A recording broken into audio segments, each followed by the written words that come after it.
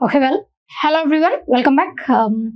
Welcome to the session of current affairs. మనం monthly current affairs revise చేస్తున్నాం కదా, దాంట్లో as a part of that January month current affairs ఇవాళ క్లాస్లో discuss చేయబోతున్నాం. బిఫోర్ దాట్ ఎవరైతే ఏపీ హైకోర్టుకి ప్రిపేర్ అవుతున్నారో, ఏపీ హైకోర్టుకి ప్రిపేర్ అయ్యే క్యాండిడేట్స్ మీకు కోర్స్ ఏమన్నా కావాలి అని అంటే you can purchase through our app, that is learners pro యాప్ని డౌన్లోడ్ చేసుకోండి. దాంట్లో 99 రూపీస్కి కోర్స్ అవైలబుల్లో ఉంది. ఎవరైనా కావాలి అని అనుకుంటే ఆ కోర్స్ పర్చేస్ చేసుకొని క్లాసెస్ మీరు రెగ్యులర్గా వినొచ్చు. దాంతోపాటు ఈ క్లాసెస్ కూడా మీరు ఫ్రీ ఆఫ్ కాస్ట్ వినొచ్చు. కాబట్టి if anybody is preparing for AP high court examinations you can avail those services.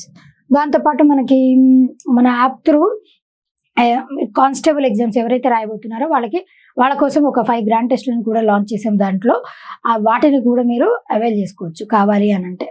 అదల్స్ it's up to you, right? See the first one, Commerce Minister Piyush Goyal sets a target of 10,000 GI tags by 2030. Basically ఇక్కడ GI tag అంటే ఏంటి, what is GI tag, this is very important. అయితే ఇక్కడ already మన భారతదేశంలో total number of GI tags ఎన్ని ఉన్నాయనంటే 605 GI tags ఉన్నాయి. ఈ ఇప్పుడున్నటువంటి 605 GI ట్యాగ్స్ని 10,000 GI ట్యాగ్స్ చేయాలి, అది కూడా 2030. మీకు ఎగ్జామినేషన్ పాయింట్ ఆఫ్ వ్యూ ఏమని అడుగుతారనంటే, పీయూష్ గోయల్ గారు 10,000 GI ట్యాగ్స్ని 2030 వరకు అచీవ్ చేయాలని అనుకున్నారు. ఇప్పుడు భారతదేశంలో ఉన్నటువంటి జియో ట్యాగ్స్ యొక్క GI ట్యాగ్స్ యొక్క నెంబర్ ఎంత, ఈ నెంబర్ గుర్తుపెట్టుకోండి, 10,000 నెంబర్ గుర్తుపెట్టుకోండి, అండ్ ఇయర్ కూడా గుర్తుపెట్టుకోండి. ఇవన్నీ ఇంపార్టెంట్ ఫ్యాక్ట్స్. దానితో పాటు మనకి స్టాటిక్ పార్ట్, అసలు ఎగ్జాక్ట్గా GI ట్యాగ్ అంటే ఏంటి అని తెలియాలంటే geographical indication tag, this is the full form of GI tag, geographical indication tag అని అంటాం. జాగ్రఫికల్ ఇండికేషన్ ట్యాగ్ అంటే ఏంటి అని ఒకసారి దీని గురించినటువంటి బ్రీఫ్ ఎక్స్ప్లెనేషన్ ఇచ్చేసి దీన్ని ఏమంటారు అని వన్ ఆఫ్ ద బ్యాంక్ ఎగ్జామినేషన్స్లో అడిగారు GI ట్యాగ్ గురించి. ఇప్పుడు ఏదైనా ఒక వస్తువు, అది తయారు చేసినటువంటి ప్రోడక్టే అవ్వచ్చు, లేదా పండించినటువంటి పంటే అవ్వచ్చు, లేదా ఫుడ్ ఐటమ్ అవ్వచ్చు, లేదు అని అంటే స్పిరిట్స్, వైన్స్, అంటే ఆల్కహాల్, ఈ ప్రొడక్ట్స్ ఏవైనా కూడా ఒక పర్టికులర్ ప్రాంతానికి యూనిక్, లేదా ఒక జాగ్రఫికల్ లొకేషన్కి రేరెస్ట్ ఆఫ్ ద రేరెస్ట్ అయితే అట్లాంటి వాటిని ఐడెంటిఫై చేసి ఇంటలెక్చువల్ ప్రాపర్టీ రైట్స్ IPR ద్వారా GI goods and services registry protection act 1999 1999 ఈ చట్టం ద్వారా ప్రతి సంవత్సరం కూడా కొన్నిటిని ఐడెంటిఫై చేసి GI ట్యాగ్స్ ఇస్తారు. ఒకసారి ఒక ప్రోడక్ట్కి GI ట్యాగ్ వచ్చింది అనంటే దాని వ్యాలిడిటీ వచ్చేసి ఎన్ని సంవత్సరాలు ఉంటుంది అనంటే దట్ ఈజ్ 10 years దాని వ్యాలిడిటీ ఉంటుంది. మరి 10 సంవత్సరాల తర్వాత ఏంటంటే దాని గుర్తింపు ఏమైపోతుంది అనంటే 10 సంవత్సరాల తర్వాత మరలా రెన్యువల్ చేసుకోవచ్చు. మరలా రెన్యువల్ చేసుకుంటే మరలా ఇంకొక 10 సంవత్సరాలు వస్తుంది అనమాట. ఆ విధంగా వ్యాలిడిటీ వచ్చేసి ఇనీషియల్లీ 10 years. ఇప్పుడు బెస్ట్ ఎగ్జాంపుల్ మీకు అర్థం కావాలి అంటే GI ట్యాగ్, షిమ్లా అనగానే మనకి ఏం గుర్తొస్తుంది, యాపిల్ గుర్తొస్తుంది. అస్సాం అనగానే టీ గుర్తొస్తుంది. అట్లా పర్టిక్యులర్గా ఏదైనా ఒక వస్తువు ఒక ప్రాంతానికి యూనిక్, ఆ ప్రాంతంలోనే ఆ వస్తువు దొరికింది, చాలా స్పెషల్ అని అంటే అలాంటి వాటిని ఐడెంటిఫై చేసి GI ట్యాగ్ ఇస్తారు. అలా GI ట్యాగ్ ఇచ్చినటువంటి వాటిని, ఇప్పుడు డార్జిలింగ్ టీ ఉంది వెస్ట్ బెంగాల్ది, ఆ డార్జిలింగ్ టీని మరలా నేను ఇక్కడ అదే పేరుతో లేదా అదే బ్రాండ్తో ఇక్కడ నేను తయారు చేసి అమ్మడం అని అంటే అది IPR కిందకు వస్తుంది. అప్పుడు వాళ్ళు నా మీద కేసుని ఫైల్ చేయొచ్చు ఈ IPR చట్టం ద్వారా. అండ్ అలా చేయడం కూడా నేరం, అలా చేయొద్దు. నేషనల్ లెవెల్లో మాత్రమే కాదు, ఒకసారి ఏదైనా ఒక ప్రోడక్ట్కి GI ట్యాగ్ వచ్చింది అని అంటే ఇంటర్నేషనల్ లెవెల్లో దానికి రికగ్నిషన్ వస్తుంది. దాన్ని రెప్లికేట్ చేయడం కష్టం. ఇవన్నీ ఇంపార్టెంట్. అండ్ దీనికి సంబంధించి స్టాటిక్ పార్ట్ ఏముంది అని అంటే, మొట్టమొదట మన భారతదేశంలో ఫస్ట్ ప్రోడక్ట్ GI ట్యాగ్ లభించినటువంటి మొట్టమొదటి ప్రోడక్ట్ ఏంటండి అని అంటే that is Darjeeling tea. Darjeeling tea from West Bengal నుంచి డార్జిలింగ్ టీ, దీనికి GI ట్యాగ్ లభించింది మొట్టమొదట ఏ సంవత్సరంలో అండి అంటే 2004వ సంవత్సరంలో. అండ్ ప్రతి సంవత్సరం ఇట్లా డిఫరెంట్ స్టేట్స్ నుంచి GI ట్యాగ్స్ వస్తూనే ఉంటాయి. అయితే ఈ GI ట్యాగ్స్ వచ్చిన తర్వాత చెప్పాను కదా, వ్యాలిడిటీ వచ్చేసి 10 సంవత్సరాలు ఉంటుంది. మ్యాక్సిమం ఎక్కువ నెంబర్ ఆఫ్ GI ట్యాగ్స్ కలిగినటువంటి స్టేట్ ఏది, maximum number of GI tags కలిగిన స్టేట్ ఏది అని అంటే ఇట్ ఈజ్ ఉత్తరప్రదేశ్, తర్వాత తమిళనాడు, ఆ తర్వాత మహారాష్ట్ర అనుకుంటా. ఫస్ట్ అయితే ఉత్తరప్రదేశ్లో ఎక్కువ నెంబర్ ఆఫ్ GI ట్యాగ్స్ కలిగి ఉన్నాయి. ఇది GI ట్యాగ్, దాని గురించినటువంటి హిస్టరీ. ఇప్పుడు ఆల్రెడీ 605 ఉన్నాయి. దానిని 2030 సంవత్సరం నాటికి 10,000 GI tags చేయాలనేది ఆయన టార్గెట్. 2030 ఈ ఇయర్కి ఇంకొక స్పెషాలిటీ కూడా అవుతుంది. ఏంటి అంటే మనకి యునైటెడ్ నేషన్స్ ఆర్గనైజేషన్ వాళ్ళు సస్టైనబుల్ డెవలప్మెంట్ గోల్స్ని లాంచ్ చేశారు. ఏ సంవత్సరంలో ఎక్స్క్యూజ్ మీ 2015లో లాంచ్ చేశారు. దీని వ్యాలిడిటీ వచ్చేసి 15 సంవత్సరాలు.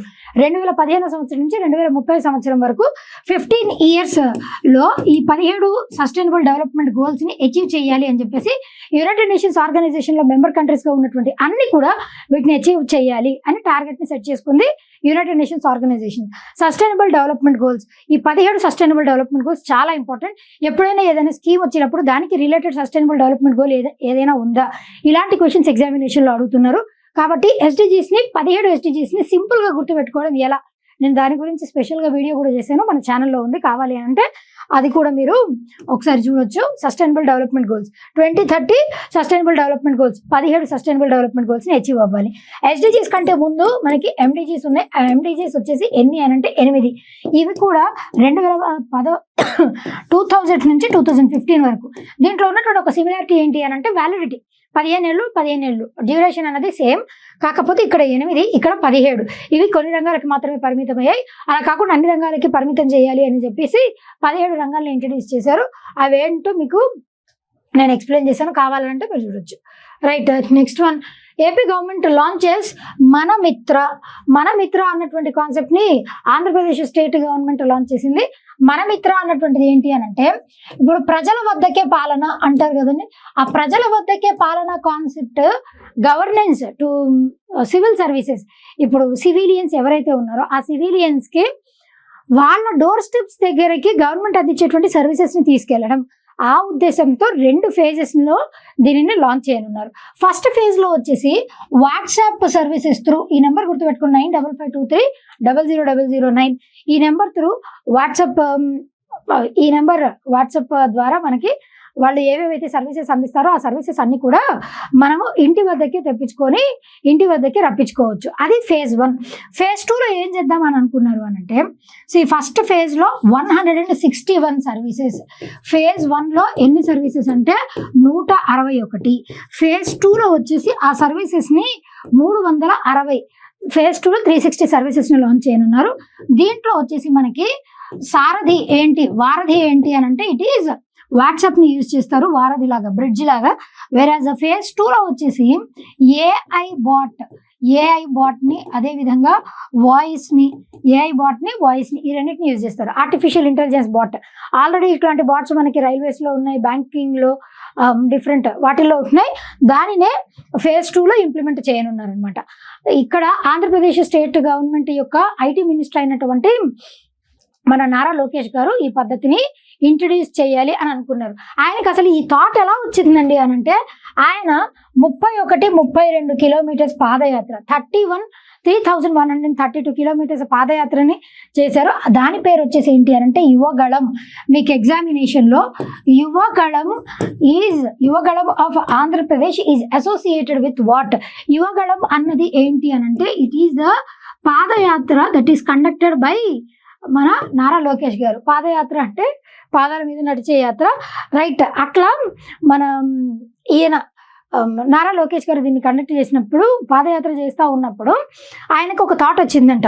మన ఫింగర్ టిప్స్ మీద జస్ట్ ఒక క్లిక్తో మనకి ఇంటికి ఫుడ్ డెలివరీ అవుతుంది, అదేవిధంగా మనకు కావాల్సిన వస్తువులన్నీ డెలివరీ అవుతున్నాయి.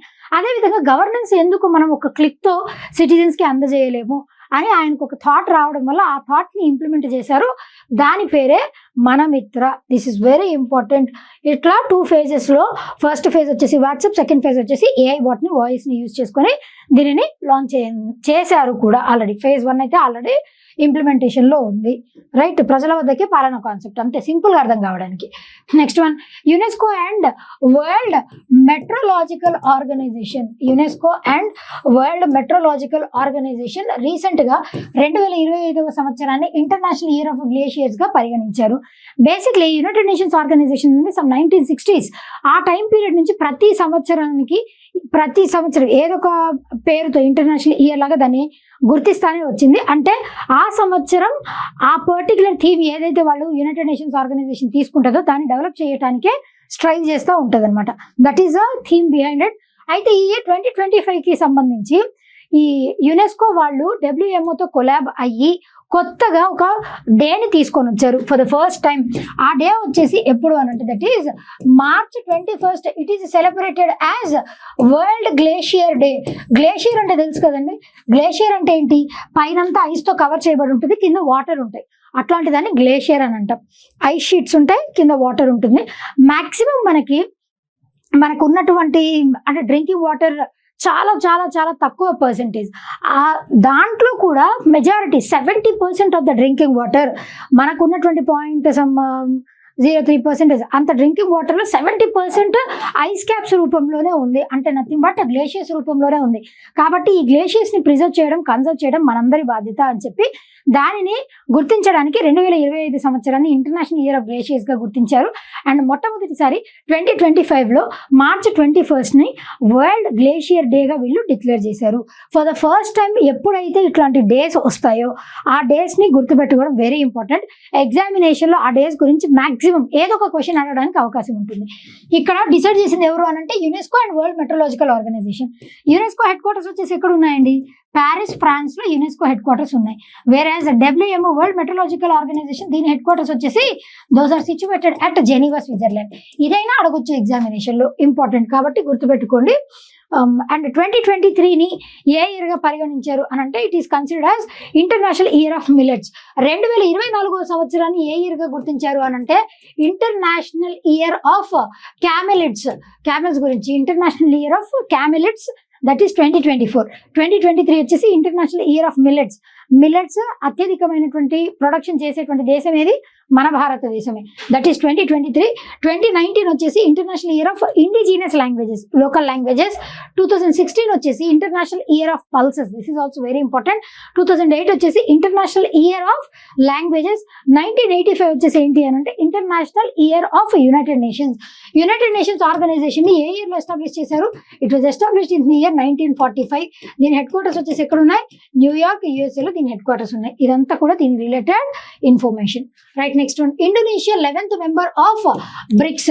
రీసెంట్ గా మనకి బ్రిక్స్ అనగానే దాంట్లో టోటల్ గా ఎన్ని సభ్యత్వ దేశాలు ఉన్నాయి అని అంటే పేరుకి తగ్గట్టే Brazil, Russia, India, China, south Africa. అసలు ఇనీషియల్లీ బ్రిక్ అని మాత్రమే స్టార్ట్ అయ్యింది. ఈ బ్రిక్ అన్నటువంటి పదాన్ని కాయిన్ చేసిన వ్యక్తి ఎవరు అనంటే జిమ్ ఓ నీల్. గోల్డ్మ్యాన్ సాక్స్ అన్నటువంటిది ఇంటర్నేషనల్ కంపెనీ, ఆ ఇంటర్నేషనల్ సంస్థలో ఎకనమిస్ట్ గా పనిచేసినటువంటి జిమ్ ఓ నీల్ గారు దీన్ని కాయిన్ చేశారు మొట్టమొదటి 4 దేశాలతో. తర్వాత ఇది 2009లో మొట్టమొదటిసారి ఎకుతెరిన్బర్గ్, రష్యాలోని ఎకుతెరిన్బర్గ్ ఈ ప్రాంతంలో మొట్టమొదట బ్రిక్స్ సమ్మిట్ ని కండక్ట్ చేశారు ఇన్ ది ఇయర్ 2009. తర్వాత 2010వ సంవత్సరంలో సౌత్ ఆఫ్రికా అన్నది జాయిన్ అయింది. ఆ విధంగా బ్రిక్ కాస్త బ్రిక్స్ అయిపోయింది. టోటల్ గా ఇనిషియల్లీ 5 దేశాలు మాత్రమే ఉండేవి. తర్వాత 1 యాడ్ ఆన్ అవుతూ వచ్చాయి. ఆ కంట్రీస్ వచ్చేసి ఏమేమి ఉన్నాయి అనంటే Iran, UAE, Egypt, Ethiopia, Saudi Arabia. ఈ 5 కూడా 2024వ సంవత్సరం లాస్ట్ ఇయర్ జాయిన్ అయ్యాయి. ఏ దేశాలు బ్రిక్స్ లో మెంబర్ కంట్రీస్ కావు అని ఎగ్జామ్ లో అడగొచ్చు, లేదా ఏ దేశాలు బ్రిక్స్ లో సభ్యత్వ దేశాలు అని కూడా అడగొచ్చు. టోటల్ గా 11 మెంబర్ కంట్రీస్ ఉన్నాయి కాబట్టి వాటన్నిటిని గుర్తుపెట్టుకోవాలి. బ్రిక్స్ అయితే గుర్తుపెట్టుకోవాల్సిన పని లేదు. ఈ 5 దేశాలు అవి కాకుండా Iran, UAE, Egypt, Ethiopia and Saudi Arabia. వీటితో పాటు Indonesia, Saudi Arabia, Iran, UAE, Ethiopia, Egypt and Indonesia. దీన్ని ఏమన్నా ఫ్రేమ్ చేయగలరేమో, ఒకసారి ఇట్లా బ్రిక్స్ లాగా ఫ్రేమ్ చేయగలరేమో ఫ్రేమ్ చేసుకోండి. టోటల్ గా 11 కంట్రీస్. ఇండోనేషియా క్యాపిటల్ సిటీ ఏంటండి, Jakarta, and the currency is Indonesian rupiah. ఇది capital and currency. BRICS 11 member countries ఇవి ఉన్నాయి. అయితే యాక్చువల్లీ అర్జెంటీనా కూడా జాయిన్ అవ్వాలని అనుకుంది, కాకపోతే లాస్ట్ మినిట్ లో అర్జెంటీనా బ్యాక్అవుట్ అయింది అనమాట, జాయిన్ అవ్వాలని చెప్పేసి నిరాకరించింది. అర్జెంటీనా క్యాపిటల్ సిటీ వచ్చేసి ఏంటండి, Buenos Aires, and currency is Argentine peso. ఇది క్యాపిటల్ కరెన్సీ. అండ్ ఎవరు దీన్ని నేమ్ చేశారంటే జిమ్ ఓ నీల్. అయితే ఈ దేశాలన్నిటి కోసం అని చెప్పేసి ఒక బ్యాంక్ని ఇంట్రడ్యూస్ చేశారు, వీళ్ళకి ఫండింగ్ని ప్రొవైడ్ చేయడం కోసం అని చెప్పేసి. ఆ బ్యాంక్ పేరు ఏంటి? That is New Development Bank. It was established in the year 2015. దీని హెడ్ క్వార్టర్స్ వచ్చేసి ఎక్కడ ఉన్నాయనంటే those are situated at Shanghai, China. This is also very important. Shanghai, China, New Development Bank 2015. ఇవన్నీ కూడా గుర్తుపెట్టుకోండి. బ్రిక్స్ గురించి very very important things. Indonesia వచ్చేసి రీసెంట్గా 11th మెంబర్గా జాయిన్ అయింది. Right, next one. Indore and Udaipur first 2 cities to join under the Ramsar Wetland Cities Accreditation. Wetland site convention లేదా Ramsar convention on wetlands అన్నది ఏంటి? దీని బ్యాక్డ్రాప్ కూడా తెలుసుకోవడం చాలా important. Ramsar site wetland convention లేదా Ramsar convention on wetlands. This is very important. Ramsar అన్నటువంటి పేరు ఎందుకు వచ్చింది అని అంటే ఇట్ ఈస్ అ సిటీ. ఇరాన్లో ఒక సిటీ పేరు దట్ ఈస్ రామ్సార్. అక్కడ వీళ్ళు 1971 2nd February నాడు దీనిని సైన్ చేశారు, అందుకోసమే దానికి ఆ పేరు వచ్చింది, రామ్సార్ కన్వెన్షన్ ఆన్ వెట్లాండ్స్ అని చెప్పేసి. 2nd February is celebrated as world wetlands day. World wetlands day ఆ రోజు సైన్ చేశారు కాబట్టి వరల్డ్ వెట్లాండ్స్ డే అదే రోజు సెలబ్రేట్ చేస్తారు. వెట్లాండ్ అంటే నథింగ్ బట్ చిత్తడి నేలలు. ఎక్కడైతే అంటే వాటర్ స్టాగ్నెంట్గా ఉండడం అని కాదు, అక్కడ ఎప్పుడు కూడా వాటర్ ఉంటుంది. అదేవిధంగా flora and fauna, different wide variety of animals, అదేవిధంగా ప్లాంట్స్ అవన్నీ కూడా బాగా ఉంటాయి. వాటిని కన్జర్వ్ చేయటానికే, దానివల్ల రెవెన్యూ జనరేట్ అవ్వడం పక్కన పెడితే దాని చుట్టుపక్కల ఉన్నటువంటి ప్రాంతాలకి చాలా మేలు చేకూరుతుంది. అందుకే వాటిని కన్జర్వ్ చేయాలి అని అనుకుంటారు. దానినే those wetlands are conserved under Ramsar convention. అది 1971లో దీన్ని సైన్ చేశారు. It came into effect. Implement చేసింది ఎప్పటి నుంచి అనంటే 1975 నుండి. మరి మన భారతదేశం రామ్సార్ వెట్లాండ్ కన్వెన్షన్లో ఎప్పుడు జాయిన్ అయిందండి అనంటే ఇండియా 1982లో జాయిన్ అయింది. ఇవన్నీ కూడా ముఖ్యమే, గుర్తుపెట్టుకోవాలి. 1971లో స్టార్ట్ అయింది, 1975లో ఎఫెక్ట్లోకి వచ్చింది, 1982లో మన భారతదేశం దాంట్లో మెంబర్గా జాయిన్ అయింది. రామ్సార్ అనేది it is a place in the country of Iran. ఇది రామ్సార్ సైట్ అంటే అసలు ఏ ప్రాంతాన్ని వెట్లాండ్గా గుర్తింపిస్తారు, దట్ ఈస్ రామ్సార్ కన్వెన్షన్. మన భారతదేశం నుంచి మొట్టమొదట రామ్సార్ వెట్లాండ్ అని గుర్తింపు ఇచ్చింది రామ్సార్ కన్వెన్షన్ ద్వారా. వేటిని గుర్తించారు అనంటే ఒకటి కెలేడియో నేషనల్ పార్క్, ఇంకొకటి వచ్చేసి చిల్కా లేక్. కెలేడియో నేషనల్ పార్క్ ఎక్కడ ఉందండి? రాజస్థాన్. చిల్కా లేక్ ఎక్కడ ఉంది? This is brackish water lake from Odisha. Chilka lake Odisha, దీనికి అదేవిధంగా కెలేడియో నేషనల్ పార్క్ రాజస్థాన్. ఈ రెండు మొట్టమొదట రామ్సార్ సైట్గా గుర్తింపు పొందాయి. ఆ విధంగా ఇవన్నీ కూడా ముఖ్యమైనటువంటి అంశాలు. Total number of Ramsar sites ఇప్పుడు ఎన్ని ఉన్నాయనంటే 85 ఉన్నాయి. అయితే ఇక్కడ చెప్పినటువంటి అంశం వేరు. ఇండోర్లో అదేవిధంగా ఉదయపూర్. ఇండోర్ అన్నటువంటిది it is situated in Madhya Pradesh.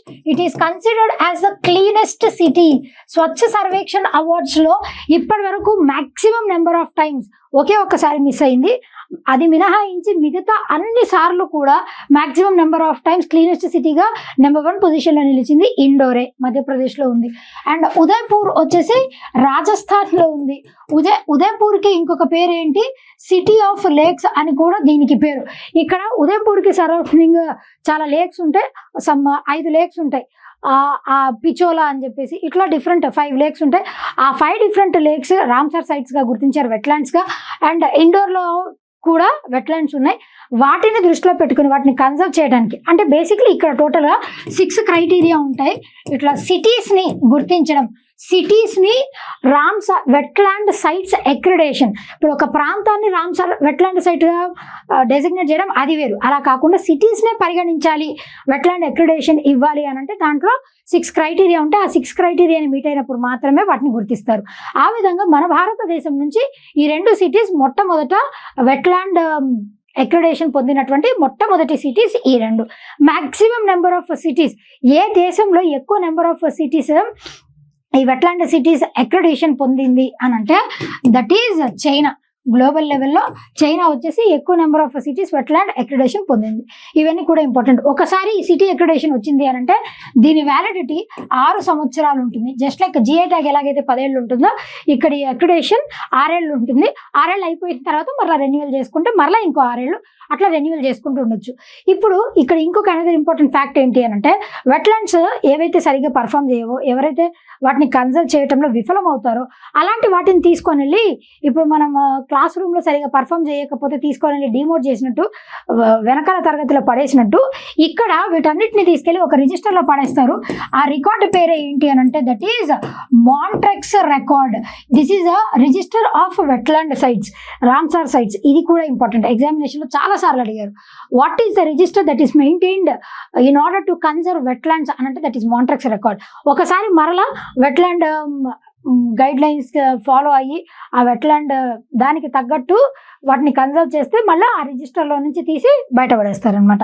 మాంట్రెక్స్ record అన్నది జస్ట్ వాళ్ళు తప్పు చేస్తే పనిష్మెంట్ ఇచ్చినట్టు వాటిని మాంట్రెక్స్ రికార్డ్లో మెన్షన్ చేస్తారు. మన భారతదేశం నుంచి ఈ చిల్కా లెక్క మాంట్రెక్స్ రికార్డ్లో ఎక్కి మళ్ళీ బయటకు వచ్చేసింది ఆ రిజిస్టర్ నుంచి. ఇవన్నీ కూడా facts regarding this one, right. Uttarakhand first to implement UCC from January 27, 2025. UCC అంటే ఏంటంటే, that is uniform civil code. Uniform civil code వచ్చేసి మొట్టమొదట ఇంప్లిమెంట్ చేసినటువంటి స్టేట్ ఏది అని అంటే, దట్ ఈజ్ ఉత్తరాఖండ్. దీని చీఫ్ మినిస్టర్ వచ్చేసి పుష్కర్ సింగ్ ధామి గారు ఈ నిర్ణయం తీసుకున్నారు. అయితే బేసిక్లీ మనకి డిపిఎస్పీస్లో, డైరెక్టివ్ ప్రిన్సిపల్స్ ఆఫ్ స్టేట్ పాలసీస్లో ఆర్టికల్ 44 యూనిఫామ్ సివిల్ కోడ్ గురించే ఉంటుంది. What is article that is regarding to uniform civil code అంటే, it is article 44. This is very important, ఇది గుర్తుపెట్టుకోండి. Article 44 come under DPSP. Uniform civil code అంటే ఏంటి అని అంటే, ఇప్పుడు ఒక్కొక్క రిలీజియన్లో పర్సనల్గా వాళ్ళకి లాస్ ఉంటాయి. ఆ పర్సనల్ లాస్ అన్నవి ఎస్పెషల్లీ మ్యారేజ్ విషయంలో, డివోర్స్ విషయంలో, అదేవిధంగా ఇన్హెరిటెన్స్ విషయంలో, ఇన్హెరిటెన్స్ ఆస్తి విషయాల్లో అండ్ అడాప్షన్ విషయంలో, ఈ 4 విషయాలలో ఒక్కొక్క రిలీజియన్లో ఒక్కొక్క కస్టమ్స్ అన్నవి, ట్రెడిషన్స్ అనేవి డిఫరెంట్గా ఉంటాయి. హిందూస్ అయితే గుళ్ళో పెళ్లి చేసుకుంటారు తాళి కట్టుకొని. ఇస్లాం రిలీజియన్లో అయితే అమ్మాయి లోపల అబ్బాయి బయట ఉండి సైన్ పెట్టుకొని పెళ్లి చేసుకుంటారు. క్రిస్టియన్ మ్యారేజ్ అయితే చర్చ్లో పెళ్లి చేస్తారు, రింగ్ సెరమనీ చేసుకొని. అట్లా ఒక్కొక్క రిలీజియన్లో వాళ్ళ మతానికి తగ్గట్టు, వాళ్ళ పర్సనల్ లాస్కి తగ్గట్టు మ్యారేజ్ కానీ, డివోర్స్ కానీ, అడాప్షన్, ఇన్హెరిటెన్స్ అన్ని వాళ్ళ పర్సనల్ లాస్ని బేస్ చేసుకొని ఉంటాయి, వాళ్ళ రిలీజియన్ని బేస్ చేసుకొని. అలా కాకుండా ఒక్కొక్క రిలీజియన్కి ఒక్కొక్క సెపరేట్ పర్సనల్ లా ఉండకుండా అందరికీ కూడా ఒకటే లా, కామన్ లా ఉండాలి అని చెప్పేదే యూనిఫామ్ సివిల్ కోడ్. అట్లా ఎవరైనా ఒప్పుకుంటారండి? అంటే ఐ మీన్ అన్ని రిలీజన్స్ ఒప్పుకోవాలి అంటే చాలా కష్టతరమైనటువంటి పని. కానీ వాటన్నిటిని ఎదుర్కొని ఉత్తరాఖండ్ మొట్టమొదటి స్టేట్ అయింది from India to accept this one. ఈ యూనిఫామ్ సివిల్ కోడ్ని ఇంప్లిమెంట్ చేసినటువంటి మొట్టమొదటి స్టేట్ ఏది అని అంటే, ఇట్ ఈస్ ఉత్తరాఖండ్. మరి గోవా కూడా చెప్తారు కదా మేడం అని అంటే, గోవా ఆల్రెడీ ఎప్పుడో పోర్చుగీస్ టైం పీరియడ్ అప్పుడు పోర్చుగీస్ ఫెలోస్, మన భారతదేశానికి మొట్టమొదట వచ్చినటువంటి యూరోపియన్స్ పోర్చుగీస్. ఆ పోర్చుగీస్ గోవాని రూల్ చేసిన దగ్గర నుంచి యూనిఫామ్ సివిల్ కోడ్, వాళ్ళు వెళ్ళిపోయిన తర్వాత నుంచి కూడా యూనిఫామ్ సివిల్ కోడ్ అనేది అట్లా అమల్లో ఉంటానే ఉంది. అక్కడ స్పెషల్గా యూనిఫామ్ సివిల్ కోడ్ తీసుకొని రావాల్సినటువంటి పనేమీ లేదు. అందుకోసమే గోవా ఇంప్లిమెంట్ చేస్తున్నానంటే, it was in existence way before. ఎప్పటి నుంచో అక్కడ ఆచారం అనేది కంటిన్యూస్ ఉంటూనే ఉంది. కాబట్టి ఇప్పుడు కొత్తగా అక్కడ తీసుకొని రావాల్సిన పనేం లేదు. Uttarakhand has become the first state to implement. అయితే చాలా మంది దీన్ని క్రిటిసైజ్ చేశారు. ఏమని అని అంటే, ఆర్టికల్ 14 ఈక్వాలిటీ బిఫోర్ లా, ఇది అంటే అందరికీ ఈక్వాలిటీ, రైట్ టు ఈక్వాలిటీ అది దెబ్బతింటుంది అని చెప్పి, అండ్ అదేవిధంగా ఆర్టికల్ 25 రిలీజియస్ ఫ్రీడమ్, ఇది దెబ్బతింటుంది కదా, మీరు ఎట్లా ఈ ఫండమెంటల్ రైట్స్ని ఉల్లంఘిస్తారని చెప్పేసి చాలామంది అన్నారు. But it is nothing. ఇక్కడ మ్యారేజ్ ఉత్తరాఖండ్ స్టేట్లో ఎవరైనా మ్యారేజ్ చేసుకున్నారు అని అంటే, విత్ ఇన్ 60 days ఖచ్చితంగా వాళ్ళు మ్యారేజ్ సర్టిఫికేట్ని పొందాలి. లేదంటే వాళ్ళ మ్యారేజ్ నల్ ఆర్ వాయిడ్ అవుతుంది. ఇది ట్రాన్స్జెండర్స్కి కూడా అప్లికబుల్ అవుతుంది. ఇవన్నీ కూడా మ్యారేజ్, డివోర్స్, ఇన్హెరిటెన్స్, అడాప్షన్లో తీసుకొచ్చినటువంటి thing. That is uniform civil code. కామన్గా అందరికీ ఒకటే కోడ్ ఉండాలి అన్ని రిలీజియన్స్కి, పర్సనల్ లాస్ ప్లేస్లో అని చెప్పి యూనిఫామ్ సివిల్ కోడ్ని ఇంట్రడ్యూస్ చేశారు. It come under article 44, that is DPSPs.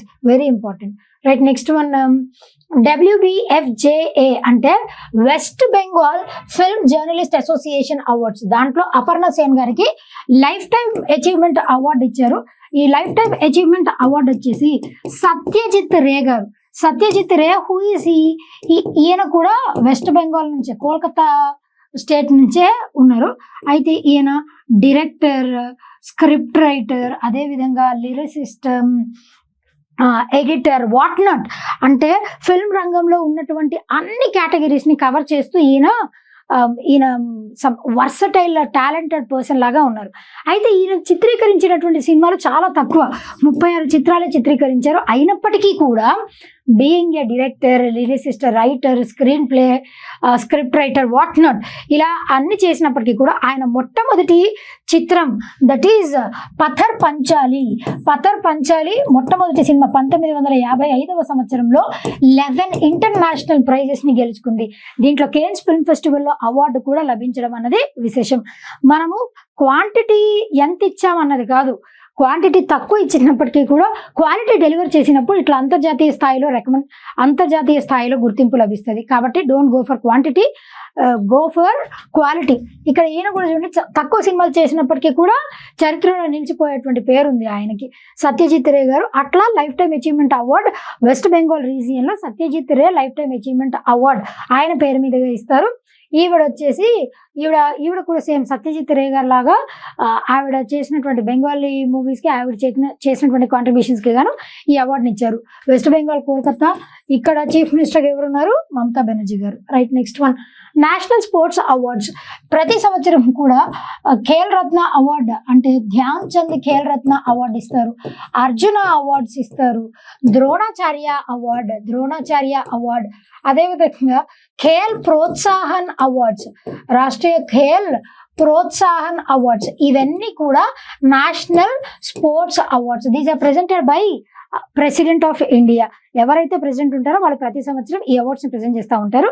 రీసెంట్గా కూడా ఈ నేషనల్ స్పోర్ట్స్ అవార్డ్స్ని మన ప్రెసిడెంట్ అయినటువంటి ద్రౌపది ముర్ము గారు ప్రెజెంట్ చేశారు. దాంట్లో భాగంగా మను భాకర్ గారు, who is she a shooter. ఈవిడ రీసెంట్గా జరిగినటువంటి ప్యారిస్ ఒలింపిక్స్ 2024లో మన భారతదేశానికి 2 బ్రాంజ్ మెడల్స్ గెలిచిపెట్టారు. ఒకటి 10 meter air rifle event, women's 10 meter air rifle event, ఇంకొకటి కూడా సేమ్ 10 మీటర్ ఎయిర్ రైఫిల్ ఈవెంటే, కాకపోతే మిక్స్డ్. ఆవిడ ఒక మేల్ ఒక ఫీమేల్ మిక్స్డ్ ఈవెంట్స్లో 10 మీటర్ ఎయిర్ రైఫిల్ ఈవెంట్లో కూడా బ్రాంజ్ మెడల్ వచ్చింది. అట్లా 2 బ్రాంజ్ మెడల్స్, ఒకటే ఒలింపిక్స్ 2 బ్రాంజ్ మెడల్స్, అది కూడా మహిళ గెలవడం. This is for the first time happened in Indian history. Manu Bhaker గారికి, అదేవిధంగా గూకేష్ దొమ్మరాజు, ఈయన వచ్చేసి చెస్ ఛాంపియన్. రీసెంట్గా 2024లో సింగపూర్లో జరిగినటువంటి ఛాంపియన్షిప్లో, వరల్డ్ చెస్ ఛాంపియన్ అయినటువంటి డింగ్ Liren China 2023 world chess champion. ఈయన్ని డిఫీట్ చేసి మన భారతదేశం నుంచి youngest chess champion to win world chess championships అయ్యారు గూకేష్ దొమ్మరాజు. ఈయనకు అవార్డు లభించింది. హర్మన్ ప్రీత్ సింగ్ వచ్చేసి ఒలింపిక్లో హాకీ రంగంలో బ్రాంజ్ మెడల్ లభించింది ఈయనకి. హర్మన్ ప్రీత్ సింగ్ ఒలింపిక్స్లో బ్రాంజ్ మెడల్ లభించింది. అండ్ ప్రవీణ్ కుమార్, ఈయన వచ్చేసి ఎవరు అనంటే ఈజ్ అ పారా అథ్లీట్. ఈయన హై జంప్లో రీసెంట్గా T64 పారాలింపిక్స్లో హై జంప్లో ఈయనకి గోల్డ్ మెడల్ వచ్చిందనమాట ప్రవీణ్ కుమార్ గారికి. కాబట్టి వీళ్ళ నలుగురికి ఈ మేజర్ ధ్యాన్ చంద్ ఖేల్ రత్న అవార్డ్స్ని బహుకరించారు. ధ్యాన్ చంద్ ఖేల్ రత్న అవార్డ్స్కి ఓల్డ్ నేమ్ వచ్చేసి ఏంటి అంటే Rajiv Gandhi Khel Ratna award. This is also very important. తర్వాత మేజర్ ధ్యాన్ చంద్, హాకీలో ద విజార్డ్ అని చెప్పుకుంటాం. మేజర్ ధ్యాన్ చంద్కు ఉన్నటువంటి టైటిల్ ఏంటి అని అంటే ద విజార్డ్. ఆయన పేరు మీదుగా ఈ అవార్డుని అందజేస్తారు. గత 4 సంవత్సరాలలో వాళ్ళ పర్ఫార్మెన్స్ ఎలా ఉంది, వాళ్ళ సక్సెస్ రేట్ ఎంత ఉంది, గత 4 సంవత్సరాల్లో వాళ్ళ సక్సెస్ రేట్ని, వాళ్ళ పర్ఫార్మెన్స్ని బేస్ చేసుకొని major Dhyan Chand Khel Ratna award, Arjuna award ప్రతి సంవత్సరం బహుకరిస్తారు. అట్లా వీళ్ళకి అవార్డ్స్ని అందజేస్తారు అనమాట రీసెంట్గా మన ద్రౌపది ముర్ము గారు. Right, next one SpaDeX mission, revolutionising space exploration. SpaDeX mission అన్నటువంటిది ఏంటి అని అంటే బేసిక్లీ దీంట్లో 2 చిన్న స్మాల్ స్పేస్ క్రాఫ్ట్స్ ఉన్నాయి. ఈ స్మాల్ స్పేస్ క్రాఫ్ట్స్ దేనికి పనికి వస్తాయి అని అంటే బేసిక్లీ డాకింగ్ చేయటం కోసం అని చెప్పేసి వీటిని ఇంట్రడ్యూస్ చేశారు. డాకింగ్ అంటే ఏం లేదు, ఇప్పుడు మనం ఒకటేసారి ఒక 2-3 శాటిలైట్స్ని ఇంట్రడ్యూస్ చేసామనుకోండి. అప్పుడెప్పుడు మనం 1 year or 2 years ago అనుకుంటే 52 శాటిలైట్స్ని ఒకటేసారి స్పేస్లోకి పంపించాం. అట్లా ఒక శాటిలైట్ని ఒకసారి కాకుండా స్పేస్లోకి ఇన్యూమరబుల్ శాటిలైట్స్ ఒకటేసారి స్పేస్లోకి ఎంటర్ అయినప్పుడు ఒకదానికొకటి ఢీ కొట్టుకోకుండా రెండు కూడా ఇప్పుడు 2 శాటిలైట్స్ 2 స్పేస్ క్రాఫ్ట్స్ని స్పేస్లోకి ఎంటర్ చేసినప్పుడు ఆ రెండు అలైన్ అయ్యి ఒక శాటిలైట్ లాగా ఒక స్పేస్ క్రాఫ్ట్ లాగా యాక్ట్ చేయడం, లేదా ఒక స్పేస్ క్రాఫ్ట్లో ఎవరైనా ఆస్ట్రోనట్స్ ఉన్నారనుకోండి, ఆ స్పేస్ క్రాఫ్ట్ నుంచి ఇంకొక స్పేస్ క్రాఫ్ట్లోకి ఈజీగా ట్రాన్స్ఫర్ అవ్వటానికి దానినే డాకింగ్ అని చెప్పేసి అని అంటారు. ఆ డాకింగ్ టెక్నిక్ని ఇంప్లిమెంట్ చేయడానికి స్పేడెక్స్ మిషన్ని మన ఇస్రో వాళ్ళు దీనిని లాంచ్ చేశారనమాట. దీని మాస్ వచ్చేసి ఎంత ఉంటుంది అని అంటే సమ్ 220 kg ఉంటుంది. అయితే దీంట్లో ఇది ఆడ్రోజీనస్ ఇన్ నేచర్. ఆడ్రోజీనస్ అంటే 2 స్పేస్ క్రాఫ్ట్స్లో ఏ స్పేస్ క్రాఫ్ట్ దేంట్లోకైనా వెళ్ళొచ్చు, దేంట్లోకైనా వెళ్ళి మింగిల్ అయిపోవచ్చు. ఒక స్పేస్ క్రాఫ్ట్ నుంచి ఇంకొక స్పేస్ క్రాఫ్ట్లోకి ఈ ఆస్ట్రోనట్స్ వాళ్ళందరూ కూడా దాంట్లోకి ట్రాన్స్ఫర్ అవ్వచ్చు. అది దీని యొక్క మెయిన్ పర్పస్. ఇట్లా ఢీ కొట్టుకోకుండా అలైన్ అయ్యి డాకింగ్ సిస్టమ్ ఏర్పరచాలి. దాని పర్పస్లోనే స్పేడెక్స్ మిషన్ని లాంచ్ చేశారనమాట. అది సక్సెస్ని కూడా సాధించింది. Right, next one. Naidu launches Swarnandhra Swachh Andhra. Swarna Andhra స్వచ్ఛ ఆంధ్ర అన్నటువంటిది ఏంటి అని అంటే జస్ట్ లైక్ మనకి Swachh Bharat mission central government national లెవెల్లో ఉన్నట్టే, అదేవిధంగా స్టేట్ లెవెల్లో ఏపీ గవర్నమెంట్ ఫిబ్రవరి నుంచి స్టార్ట్ చేసి ఒక సంవత్సరం వరకు నెక్స్ట్ ఇయర్ వరకు ప్రతి నెల ఒక్కొక్క మంత్ ఒక్కొక్క థీమ్తో దీన్ని ఆ స్టేట్ చీఫ్ మినిస్టర్ అయినటువంటి నారా చంద్రబాబు నాయుడు గారు ఇంట్రడ్యూస్ చేశారనమాట. ఒక్కొక్క నెల ఒక్కొక్క థీమ్ ఉంటుంది. స్వచ్ఛ భారత్, స్వర్ణ ఆంధ్ర, స్వచ్ఛ Andhra, Swarnandhra Swachh Andhra.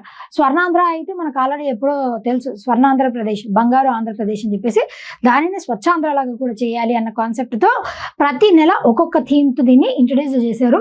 Theme based approach setup. దీంతో పాటు 2 వేస్ట్ టు ఎనర్జీ ప్లాంట్స్ 2026 వరకు వేస్ట్ టు ఎనర్జీ. ఇప్పుడు మనం డంప్ చేసేటువంటి చెత్త, దాంట్లో సాలిడ్ చెత్త అవ్వచ్చు, లేదంటే వేస్ట్ మెటీరియల్, ఆ చెత్తనంతటిని కూడా ఆ చెత్తలో నుంచి బెస్ట్ని బయటికి తీసుకొని రావడం, రెన్యూబుల్ సోర్స్ ఆఫ్ ఎనర్జీని జనరేట్ చేయడం, అట్లా 2 ప్లాంట్స్ని ఇంట్రడ్యూస్ చేయాలనుకున్నారు. ఎప్పటి వరకు? By the year 2026. అండ్ ఇంకొకటి డంపింగ్ యార్డ్స్ని కంప్లీట్గా ఎలిమినేట్ చేయాలి అని అనుకున్నారు బై ది ఇయర్ 2026. ఇది కూడా అనదర్ ఇంపార్టెంట్ ఫ్యాక్ట్. ప్రతి నెల 3rd Saturday of every month has been designated for this initiative. ప్రతి నెల వచ్చేసి 3వ సాటర్డే, 3rd Saturday ఇట్లా వైడ్ స్ప్రెడ్ పార్టిసిపేషన్ జనాలందరినీ కూడా ఇన్వాల్వ్ చేయడానికి 3rd Saturday. మీకు ఎగ్జామినేషన్లో 2nd Saturdayనా, 2nd Sundayనా, 4th Sundayనా ఎన్నోది అని కూడా అడగొచ్చు ఎగ్జామినేషన్లో. కాబట్టి ఎవ్రీ మంత్ 3rd Saturday దీనికి డెడికేట్ చేస్తారు. ప్రతి నెల ఒక థీమ్తో దీన్ని ఇంట్రడ్యూస్ చేస్తారు స్వర్ణాంధ్ర స్వచ్ఛ ఆంధ్రగా రూపొందించడానికి. Right, next one. AP introduces no bag day for students every Saturday. ప్రతి Saturday no bag day. No bag day అంటే ఏంటి అని అంటే ఇప్పుడు మండే నుంచి ఫ్రైడే వరకు వాళ్ళ బుక్స్ క్యారీ చేస్తూ స్కూల్స్కి వెళ్తారు.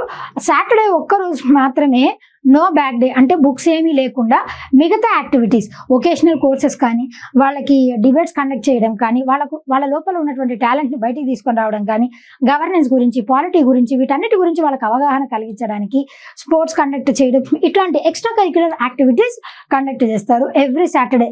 అందుకే నో బ్యాగ్ డే. చదువు అవేమీ లేకుండా కంప్లీట్గా వాళ్ళకి దాంతో పాటు వాళ్ళకి వికాసాన్ని కలిగించడానికి, చైతన్యాన్ని కలిగించడానికి, విషయ అవగాహనని కలిగించడానికి ఈ కాన్సెప్ట్ తీసుకొని వచ్చారు. That is no bag day. ఎప్పుడు no bag day celebrated every Saturday. దాంట్లో ఒకేషనల్ ట్రైనింగ్ ఉంటాయి, క్విజ్ ఉండొచ్చు, డిబేట్స్ ఉండొచ్చు, స్పోర్ట్స్ కాంపిటీషన్స్ ఏవైనా ఉండొచ్చు అనమాట. ప్రతిరోజు చదువుకోవడమే కాకుండా ఎవ్రీ సాటర్డే దానికి కేటాయిస్తారు. స్పెషల్ ఎడ్యుకేటర్స్, కౌన్సిలర్స్ కూడా దీంట్లో ఇన్వాల్వ్ అయ్యి యాక్టివ్గా పార్టిసిపేట్ చేస్తారు. అండ్ రీసెంట్గా సర్వేపల్లి రాధాకృష్ణన్ విద్యార్థి మిత్ర స్కీమ్, అది కూడా నేను ప్రీవియస్ సెషన్స్లో చెప్పాను.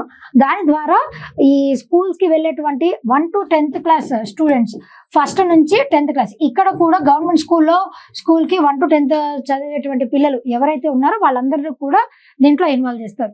ఆ స్కీమ్ ద్వారా ఆ స్టూడెంట్స్ అందరికీ కూడా వాళ్ళకి యాక్సెసరీస్ని ప్రొవైడ్ చేస్తారనమాట. దట్ ఈజ్ సర్వేపల్లి రాధాకృష్ణన్ విద్యార్థి మిత్ర స్కీమ్. అది కూడా ఇంపార్టెంటే, గుర్తుపెట్టుకోండి. Right, next one. Okay, this is all about today's session. I hope I have explained you clearly. ఇవి జనవరి మంత్లో ఉన్నటువంటి మేజర్ కరెంట్ అఫైర్స్. అండ్ దీనితో పాటు మీరు మన టెలిగ్రామ్ ఛానల్లో కూడా జాయిన్ అవ్వచ్చు. టెలిగ్రామ్ ఛానల్ త్రూ మనం పీడిఎఫ్స్ కూడా అక్కడ అప్లోడ్ చేస్తాము. అప్ టు డేట్స్ ఏమైనా అప్డేట్స్ ఉంటే కూడా అక్కడ మనం పోస్ట్ చేస్తాం. ఇట్లా రెగ్యులర్గా మనకి ఏప్రిల్ మంత్ కరెంట్ అఫైర్స్, ఇది 6 months కరెంట్ అఫైర్స్ ఇట్లా స్టార్ట్ చేస్తున్నాం. అది already I have explain to you. Next further సెషన్లో మనం మీట్ అవుదాం. Until then thank you.